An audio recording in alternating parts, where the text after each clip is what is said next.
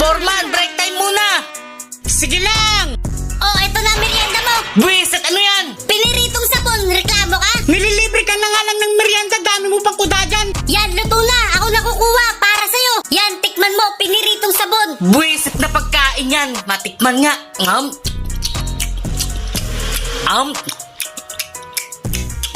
Walang ya, masarap din pala to, Foreman. Bubulsa ko muna to, balik trabaho na eh.